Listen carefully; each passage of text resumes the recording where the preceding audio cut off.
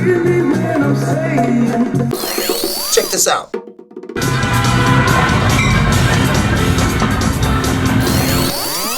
Welcome to the Deep Dive. Today we're taking a close look at a really striking piece of source material. It's sort of a philosophical manifesto and a biography all rolled into one. And it comes from a creative who goes by the Reverend Point Blank. That's right. His roots are deep in Chicago, which is it's pretty important to the story. It's the anchor for everything. And the main document we're analyzing is this really bold piece titled, "I Want Hears Not Hits." Right. And look, this is so much more than just a creative person complaining. It's a direct challenge to, the whole modern attention economy. It is. It immediately makes you rethink what engagement even means. Is it just fleeting popularity, or is it something deeper?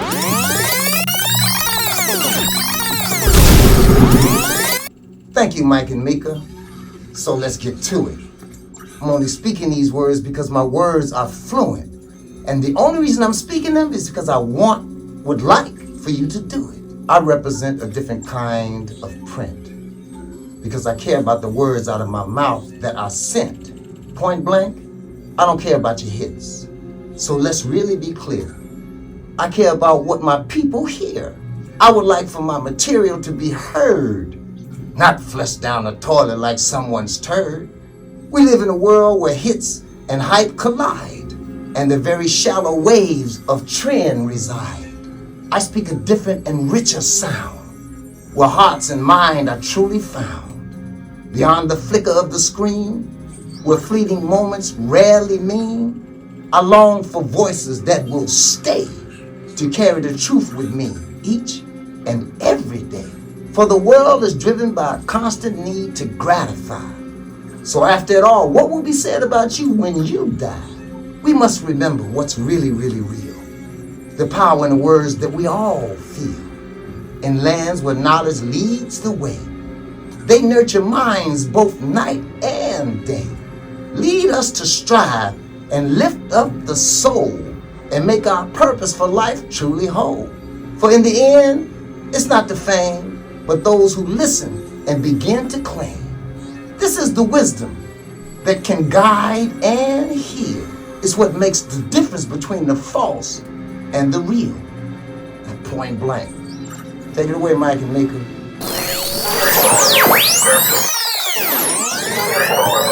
And that's our mission today, really. Mm-hmm. To unpack that distinction, we're going to try and extract the philosophy that's fueling this demand for hears. What's a hit versus a hear? Exactly. Yeah. What is a hit in his eyes? Why does he reject it so violently? And how does his life journey, which is, it's wild, from Chicago to a Texas seminary to Hollywood and then to Europe.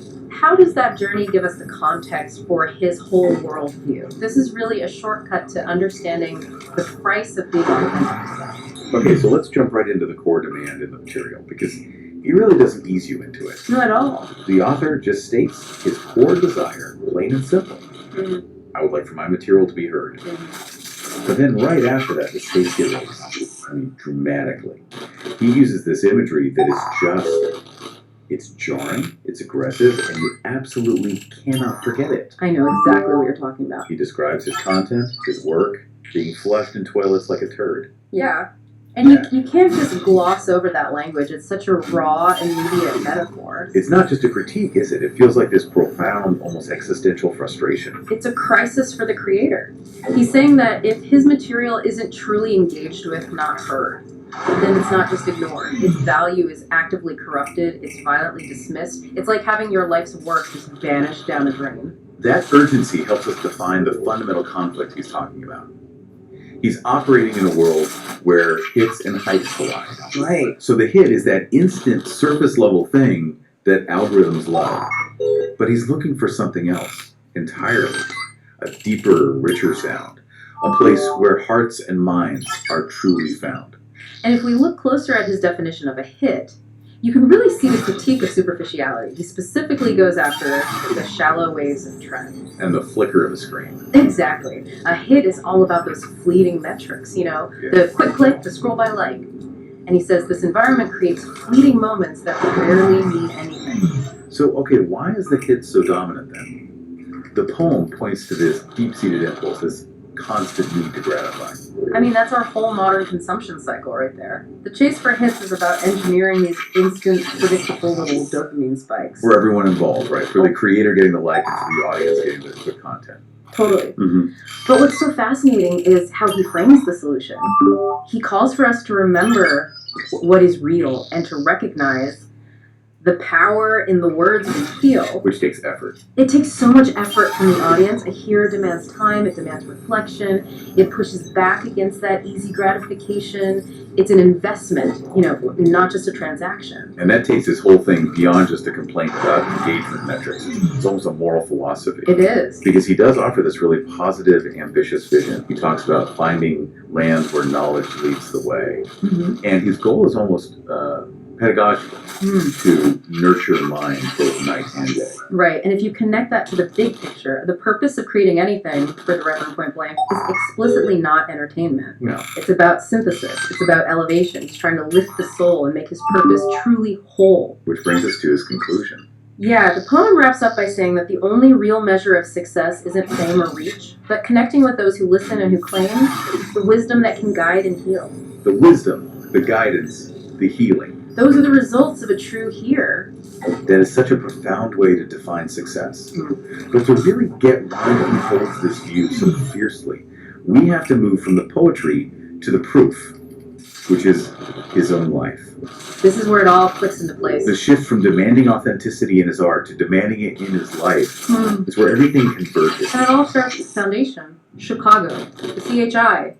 He spent most of his life grounded there. That's his baseline of what's real and authentic. And that grounding is so important because every move he makes after that is a rejection of places that just weren't authentic. Exactly. Okay, so let's unpack that first big divergence. He's 19 years old, and he travels all the way to Texas to go to seminary school. Right. I mean, for someone seeking wisdom, that should have been the ultimate here environment, shouldn't it? A place dedicated to deep truth. You would think so. And that's the irony. It's a critical turning point. Because that spiritual journey, it quickly became a source of just profound disappointment for him. He left. He left. And his reason was just damning. He said he found a world of hypocrisy that didn't align with my truth. Wow.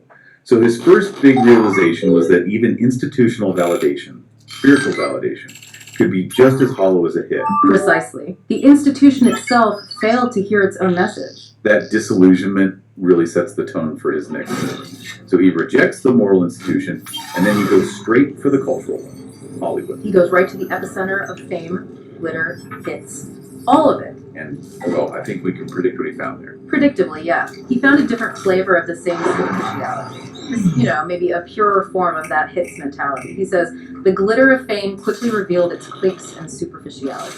It's all about external metrics. Who you know, your visibility, your market value. It confirmed for him that the whole pursuit of broad fame is completely divorced from anything genuine. So first the religious institution, then the cultural fame machine, both measured success in these shallow external ways. But he was undeterred. After being disappointed by both, traditional sanctity and modern celebrity, he makes this huge geographical shift. He moves to Europe. And this changes everything. This is where the whole narrative really validates the philosophy of I want here's not hits. It's the necessary antithesis, right? It is. Europe offered him something that those American institutions just couldn't. Freedom and authenticity. But we have to be specific about what that authenticity looked like. It wasn't just a change of scenery. No, it was a change in the audience, in their expectations, and their response. Right. The material defines the difference as finding genuine listeners. In Hollywood, your success is the size of the hit. But in Europe, he found success was measured by the depth of the hear. And it was there that he says he found my voice and learned to be truly myself. He thrived precisely because the culture was focused on lasting connection, on comprehension, not just on fleeting trends. That global context is everything. It really is. His philosophy isn't just a theory he came up with. It's the hard-won conclusion of a life spent surging across continents for a place that actually values substance. Europe proved to him that a smaller audience that truly listens is just. It's exponentially more valuable than a huge audience that just clicks. So this whole narrative arc, it creates this powerful symmetry. His journey from the realness of Chicago through the hypocrisy you found in the seminary and the superficiality of Hollywood to finally finding that genuine connection in Europe. It's the real-world evidence for his manifesto. It is. The proof for I want here's not hits. And now the journey's come full circle. He's back in the CHI, armed with this whole global perspective. Which raises the big question for you, the listener. If a creator has to travel across continents just to escape the pressure of superficiality, what does that say about the environments we're all in right now?